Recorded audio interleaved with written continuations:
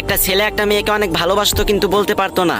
অনেকদিন অপেক্ষার পর অবশেষে ছেলেটি মেয়েটিকে গিয়ে বলল, আমি তোমাকে অনেক ভালোবাসি। মেয়েটি কিছুই বলল না এবং ভাবলো দেখি একটু পরীক্ষা করে যে সে আমাকে কতটুকু ভালোবাসে। এরপর থেকেই শুরু হলো ছেলেটিকে কষ্ট দিয়া, অবহেলা করা, খারাপ ভাষায় ব্যবহার করা, আরো কত কি।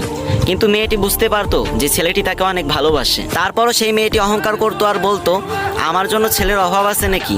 ওর মতো অনেক ছেলে আমার পিছনে লাইন ধরে দাঁড়িয়ে থাকে। এরপর মেয়েটি ছেলেটিকে একদিন পাবলিক প্লেসে খুব অপমান করলো এবং ছেলেটি সহ্য করতে না পেরে সেখান থেকে চলে গেল। তারপর থেকে ছেলেটি আর মেয়েটিকে কখনোই বিরক্ত করেনি। এরপর অনেক দিন কেটে গেল এবং মেয়েটার খুব খারাপ লাগতে লাগলো এবং সে বুঝতে পারলো যে সেও সেই ছেলেটাকে ভালোবেসে ফেলেছে। এরপর মেয়েটা ছেলেটাকে খুঁজতে খুঁজতে তার বাসা পর্যন্ত চলে গেল এবং তারপর সে শুনতে পেল তার পাগলটা এখন আর দুনিয়াতে নেই। ওই দিন মেয়েটি পাবলিক প্লেসে খারাপ ব্যবহার করার পর ছেলেটি বাসায় ফেরার সময় একটা রোড অ্যাক্সিডেন্টে মারা যায়। তাই আমি আপুদেরকে বলতে চাই, কোনো ছেলে যদি তোমাকে